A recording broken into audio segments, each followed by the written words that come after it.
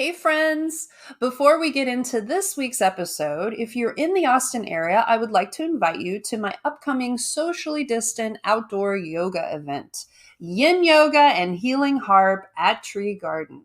The event will be held on Sunday, April 18th, 2021 from 4 to 5:30 p.m. If you haven't yet been to Tree Garden, just know that it is a beautiful outdoor space located on the east side of Austin, and it is nestled in nature. Talented musician Andrea Cortez of Mind Body Music Center will be playing the harp as I teach restorative yin yoga. It will be a relaxing afternoon to remember. You can check out the event link in the show notes. Please reserve your spot as space is limited. Now, let's get on with the show.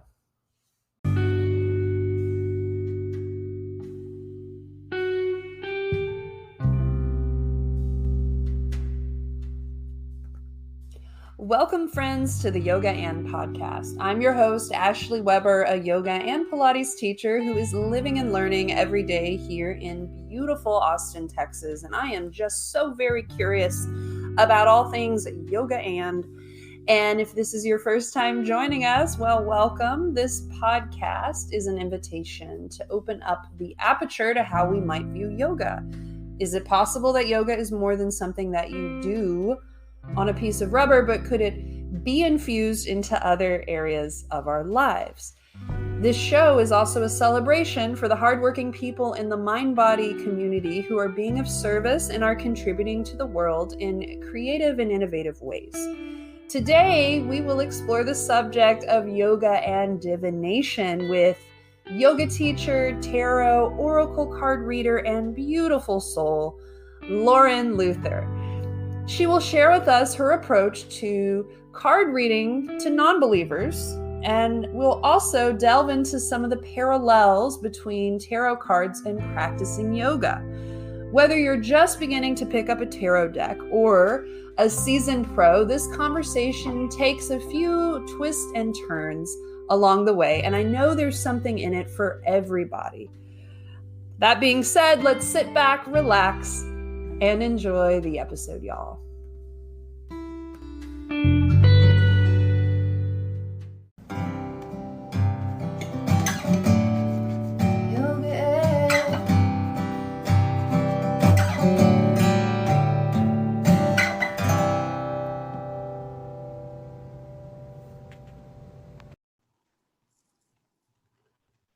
Joining us on today's episode is yoga teacher and tarot oracle card reader and my friend, Lauren Luther. Hey, Lauren, how are you?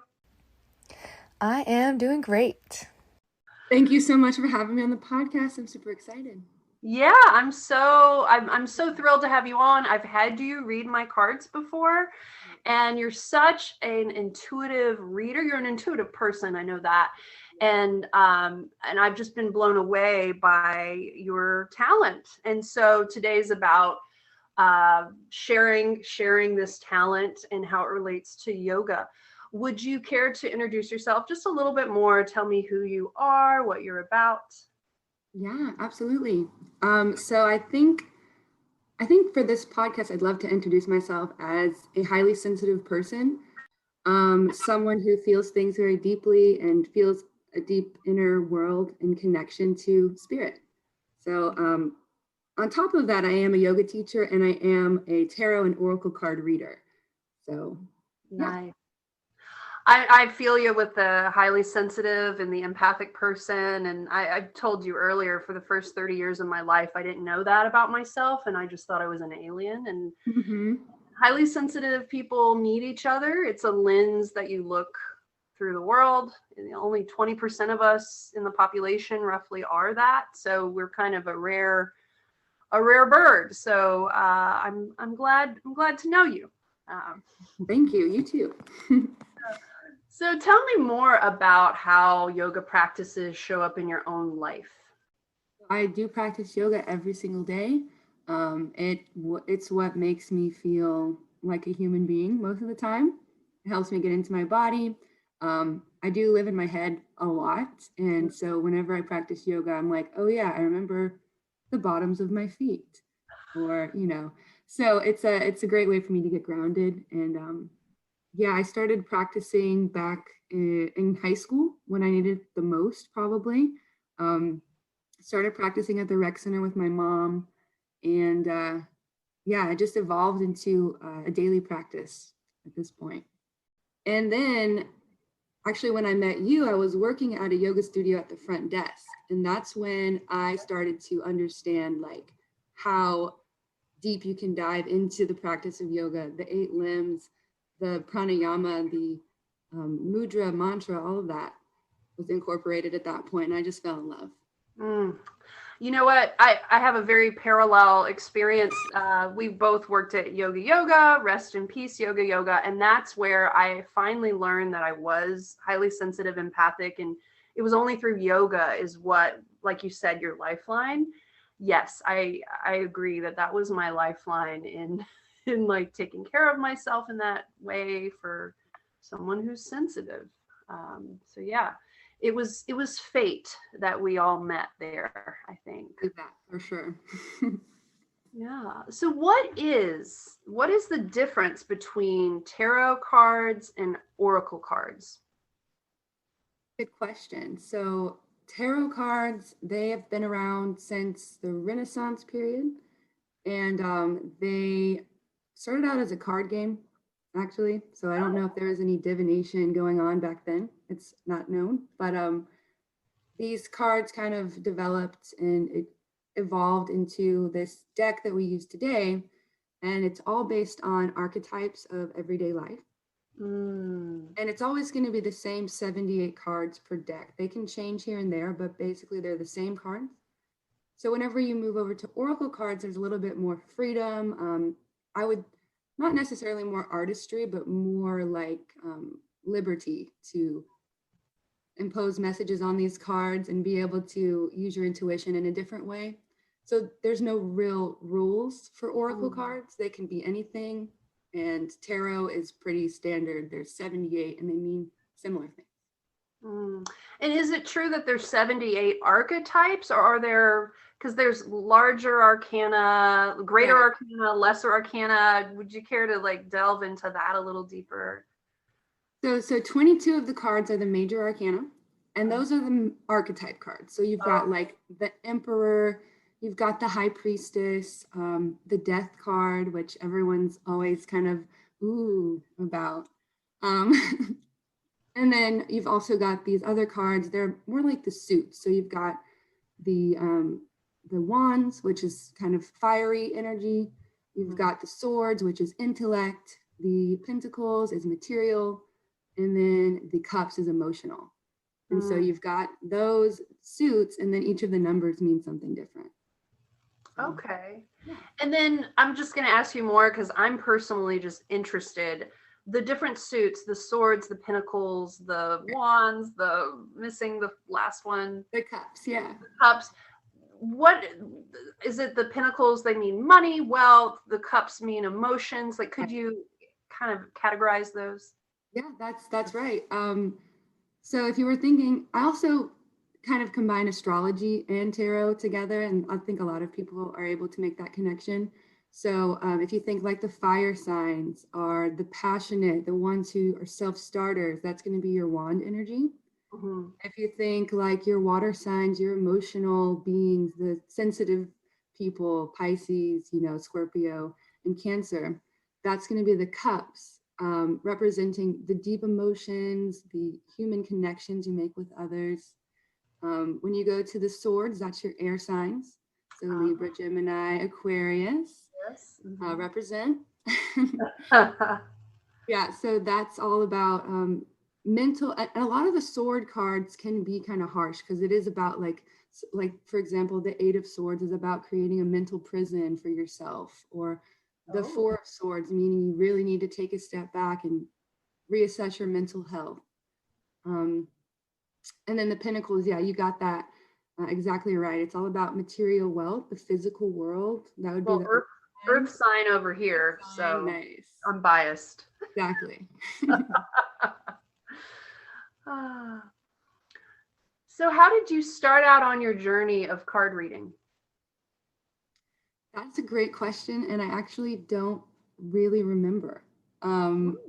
It kind of, like I said, I think I started with astrology, and then tarot was a natural, like, it just followed suit that I would start to look into tarot. Um, I was in my early 20s when I was really involved or like interested in like devouring everything I could about the occult sciences, astrology, and then yeah, so tarot was one of those things. Cool. Mm-hmm. I know I didn't write this in the notes, but could you define the word divination? Because it's not a word I come across regularly, even though what it means is actually kind of what my life has become. Or my interests have become. But would you care to just kind of define that? So let's see, divination.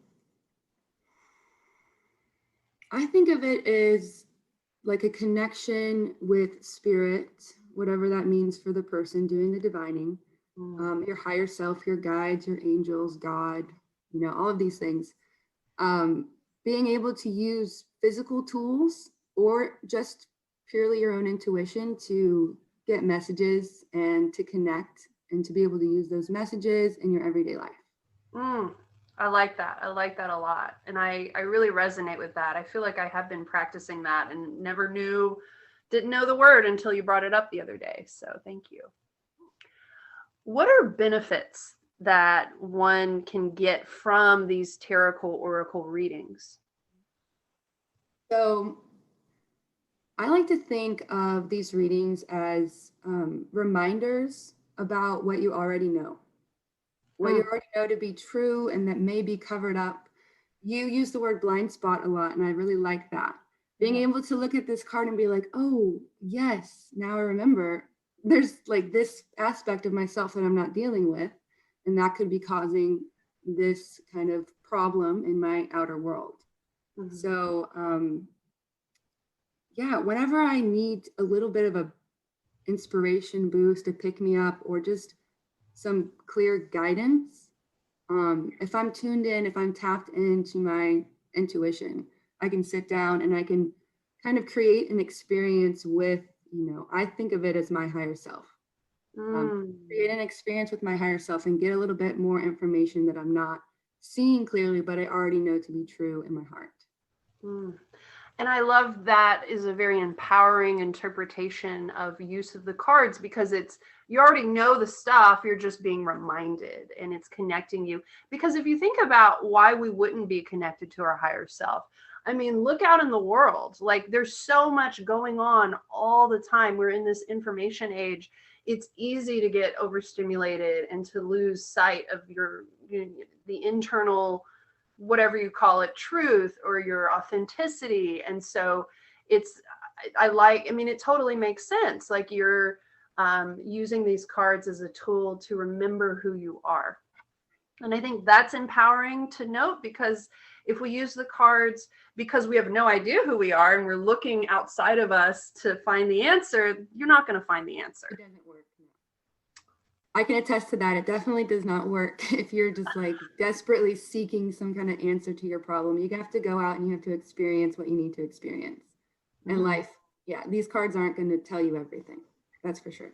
Yeah. And I love how you're not, like when you say that, it's like you're giving the power to yourself, not to the cards. The cards are just a tool to help you. All right. So how exactly are these card readings related to yoga in your experience?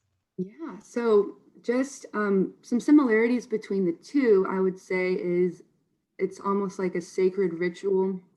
When I do practice with my cards, it's almost, or it is similar to when I practice asana or meditation. Yeah, and setting up that sacred space, like going to a studio and wanting to be in an area that feels cleansed. So I like to cleanse my space whenever I do my readings. It's similar in that regard. And also, I recognize that a lot of the different decks that I have, coming from all kinds of mythology, astrology, philosophies, they're all different, but they all kind of come back to a similar set of moral standards to live by, which is also similar to like the yamas and the niyamas in yoga. Oh, Well, I love how you said how your cards are related to mythology, astrology, philosophy. Well, yoga, over here, philosophy, mythology, and astrology. If you want to talk about like in terms of Vedic, Vedic is a sister science. Vedic astrology is a sister science of yoga, so quite parallel. Exactly. In that way. But I like the sacred ritual aspect. So you kind of touched on this, but more specifically, what rituals do you practice before giving a reading? You mentioned clearing the space energetically. Yeah, so I'm the kind of person who likes variety, and that's also true with my, spiritual practices. So one day I might be doing like tapping. Have you done EFT tapping? I have, and I'm not completely sold on it. But to be fair, I don't know anything about it. I don't know anything about it. If I learned about it, I would be open to it. But I just haven't experienced it enough in my body to speak to it. Yeah. So it's one of those things that works for me, whether it be placebo or, science. But so I might do that one day. I might dance around, listen to pop music one day. I might sometimes it's very spiritual, sometimes it's secular, but it's always going to be clearing my energy so that I can be open to like other people's energy if I'm doing a reading for them. So get yourself centered first in whatever way your body needs on that given day. Yeah. And that could look different because we're different every day. Yeah.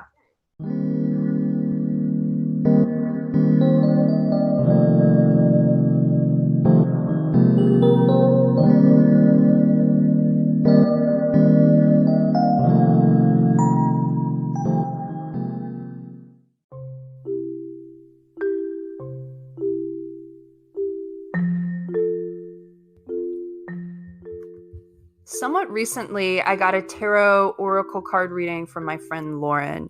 She has been studying tarot for a few years now and feels like it's her true calling in life. And I would have to agree with that.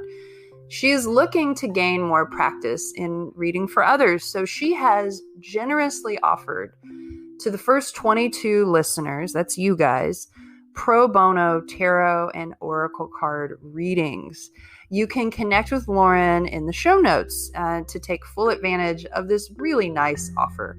I love my reading with her. She is truly gifted. And my favorite question to ask for readings is, what is my blind spot? And I'm always surprised by the answer. Do yourself a favor and schedule with Lauren today. She is a talented, up-and-coming tarot oracle card reader. I know you're going to love her. Link to connect with her is in the show notes.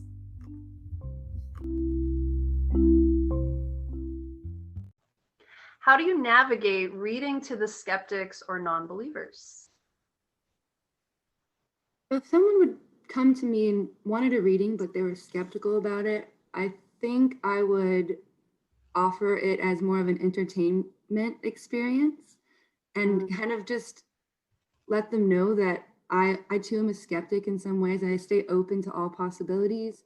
And just to see if we could like have a little bit of fun with it, open their mind a little bit to where I could pull some cards and maybe make some connections with their reading. So kind of tongue in cheek, like they're not taking it that seriously. So you're not going to take it that seriously, but it's kind of like a card reading light. Yeah, for sure. And I would probably use more secular terms for that person. But I'd throw in little bits of woo-woo here and there just to see how they would react to it. It'd be playful. Yeah.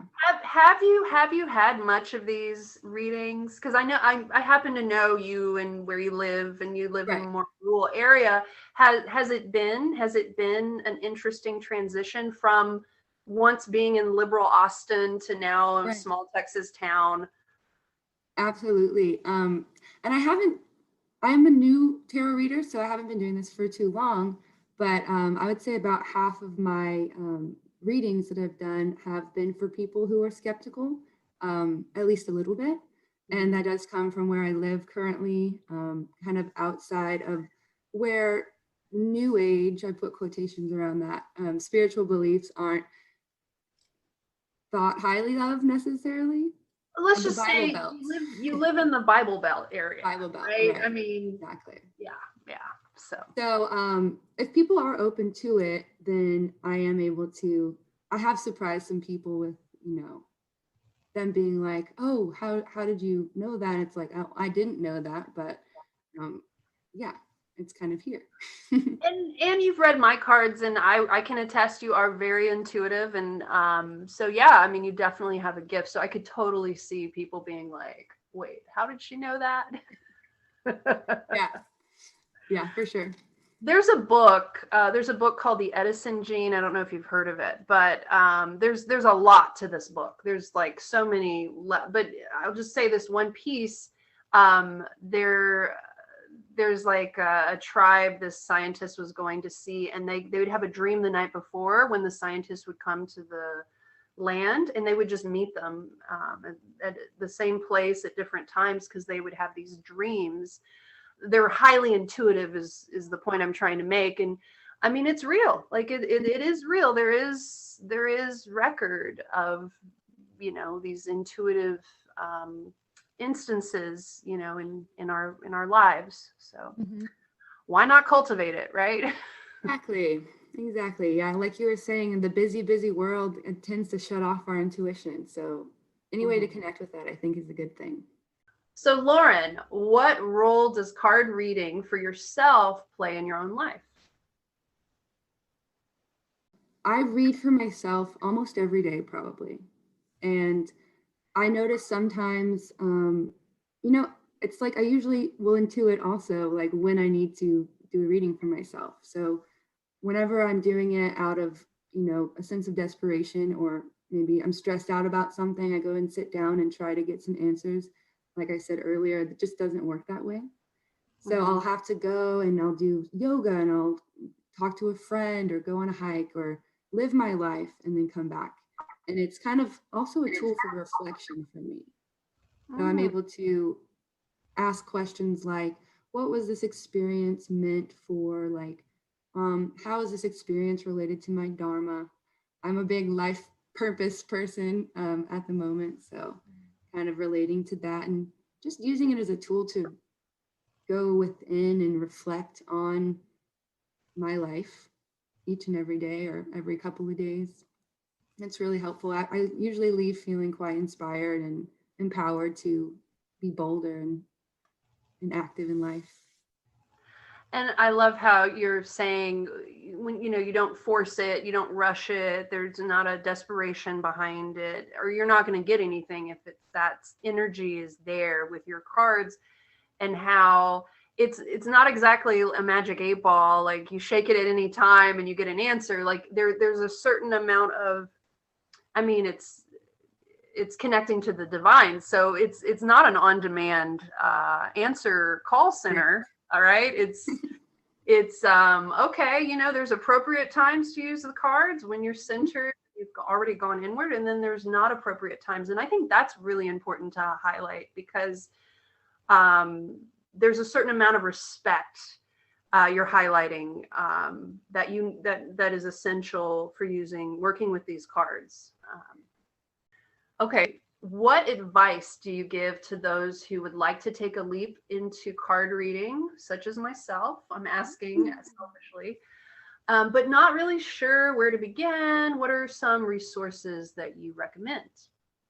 Yes, I totally recommend, if anyone is interested, to go for it. It's been so awesome for my spiritual journey. So first thing I would say is just get yourself a deck, and pull a card from that deck every day. Just have like a card of the day, and learn about what it means. You can get your own like book with tarot meanings. I personally just like go on the internet and I read the top 3 websites and their meanings, so I can get a little bit of variation in the answers. But yeah, pulling a card every day and then just kind of going throughout your day, and then it almost weaves a theme into your day, whatever the meaning of the card was. Yeah, so definitely get yourself a deck.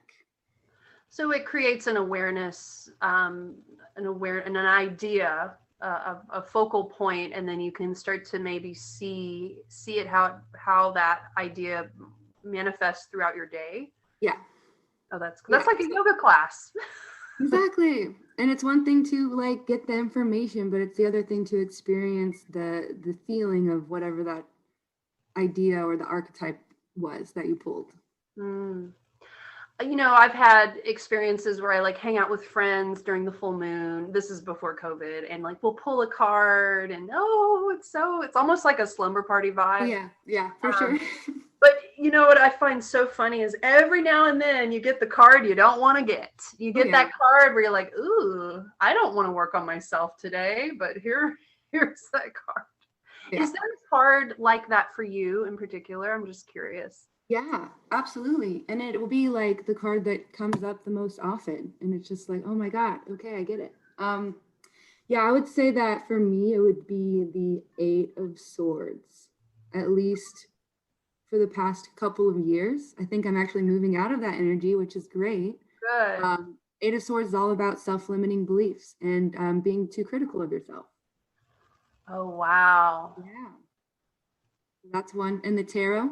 And if I go and like, I have a lot of different oracle decks, and I realize like I'm pulling cards for myself, you know, maybe once a day or every other day.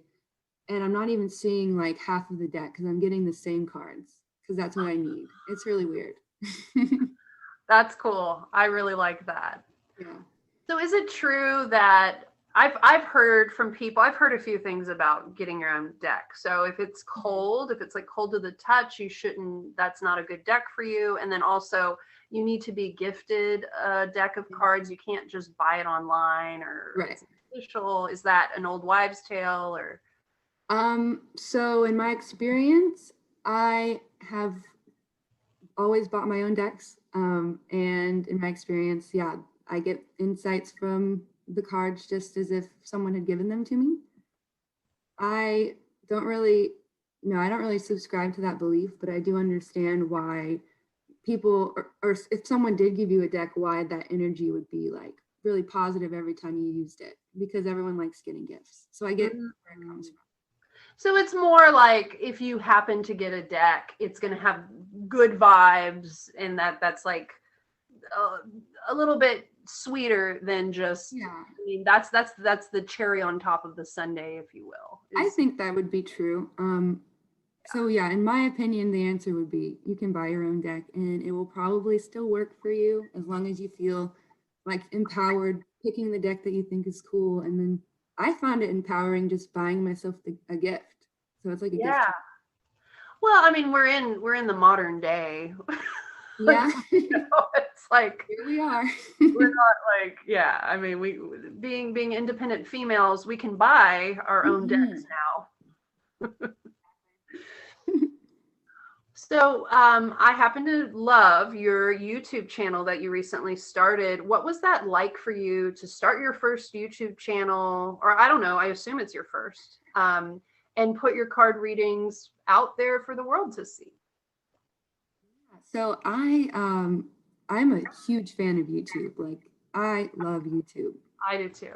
I've been watching for 10 years, like almost every day.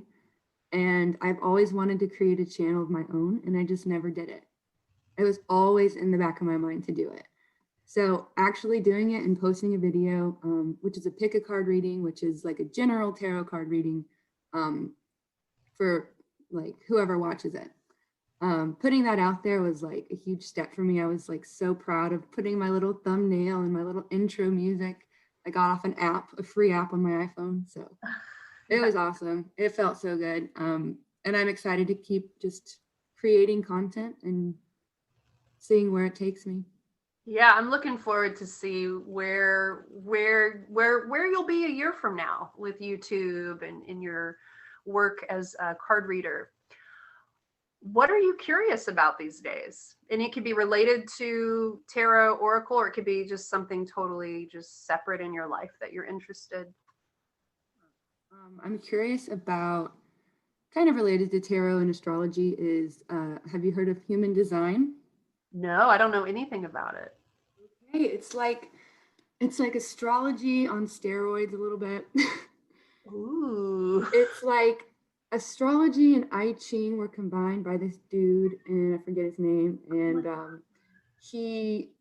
it's just a little bit more in depth. And I have a friend who's into it, Jessica St. Clair. You might remember her from Oh yeah, yoga. I know her. Yeah, I don't know her well, but I'm acquainted. Okay. Yeah. Yeah, exactly. Well, she's been into it and kind of sharing some information with me about it. And it's like really wildly accurate and interesting. So it's just like that's yeah, another practice I could dive into forever. Cool. I mean, this is brand new. I've never heard of it. I'm gonna have to look into it after this. Yeah. And then another thing I'm interested in is Kundalini yoga. I haven't been practicing it for a while, and I got into it again recently, and it's been really helpful. It's the, what is it? The yoga that gets you high. The yoga light. Right. So have you done Kundalini? I do love it. Tej Arvid. I used to take her classes at Sanctuary Yoga before the pandemic, and it was so funny as I take her class right before I taught my class, and I was so yoga stoned during my class, teaching my class. My voice got real soft, and I just oh my gosh, not myself. It was awesome. And then circumstances changed, and then I could no longer take it. But I do love Kundalini. I used to take Guru Don's class. I never had the opportunity to take from them, but yeah, cool. Yeah. So how do you reset personally? And I know you work a lot. So what are your tools for resetting? Yeah, so resetting for me is usually clearing my schedule for the day and doing whatever I want, basically. Like kind of just going with the flow and being spontaneous to shake it up. If I've got, if I'm teaching a lot of yoga, I'll need to practice yoga, have someone else lead me through a practice. So taking a yoga class is one of my favorite things to do. And then cooking is another answer. I love cooking too. Yeah. Basically everything you named, I jive with. Would you care to partake in a new segment on this show called Rapid Fire? Yeah? Yes. Okay. So I can't take credit for this. My friend Hannah at Get Well Soon with Hannah, fellow podcaster, I'm taking this from her. So she gets full credit for this. But basically how Rapid Fire works is I rapidly ask you a bunch of questions and then you answer them basically without thinking. And it's really fun. Yes, let's do it. All right, you ready? Yes. Favorite color? Purple. Favorite restaurant? Ooh, Casa de Luz in Austin. Oh, yes, same. Yes. Favorite pop culture celeb? Oh, that one's easy. It's Taylor Swift. Wow, okay. Favorite animal? My favorite animal is my dog Buster, and then otters as well. Oh my gosh, otters. Yeah, they're pretty good. Favorite song? Ooh, that would be Here Comes the Sun by the Beatles. Oh, I like how I'm going, oh. Oh, that's a good one. Well, you never know. It could be anything. It could be Slipknot or something. And, who knows? Favorite movie? Oh, yeah. Favorite movie? It's got to be Ratatouille. Ratatouille by Pixar. Favorite season? Ooh, I'm a summer girl. Texas summer. Mm-hmm. Yeah. Wow. I am not a Texas summer girl. Pretty extreme. Favorite holiday? Christmas. Yeah. Favorite accessory? Probably my earrings. Earrings. Favorite yoga pose? Child's pose. All day, every day. Okay. I think that's all we have in this brain for rapid fire. Oh, so fun. So fun to have you on. Where can we find you? So you can find me. I just started a new YouTube channel. It's called Soul Damn Good. So youtube.com, Soul Damn Good. That's my brand. I'm launching this brand coming soon. So also my email address, souldamngood@gmail.com. Nice. And if you'd like to book a reading with me, I'd be so happy to do that. And you can contact me there. I love it. Soul Damn Good. That is a damn good name. And there's something about it that it just, I don't know, maybe it's because I know you, but there's something like Texas woman about it. Like is it the word damn? I don't know, but I love it, and I'm a little jealous I didn't come up with it myself. Oh, good. How you know it's good? I mean, I think jealousy is a good emotion. I think it tells you what you want, right? And I think jealousy, I think that too. That'd be a good topic one day. Actually, yeah, and even anger, you know, it moves energy. All useful, yeah. All right, well, thank you so much for taking time out of your day to be on the show. It was such a fun time to have you on and ask you all these questions, and I hope to have you back soon. That would be amazing. Thank you so much, Ashley. Thank you. Thank you. And all of Lauren's links are in the show notes, so you're just one click away from connecting with her, and I suggest that you do. All right, Lauren, have a great day. Bye.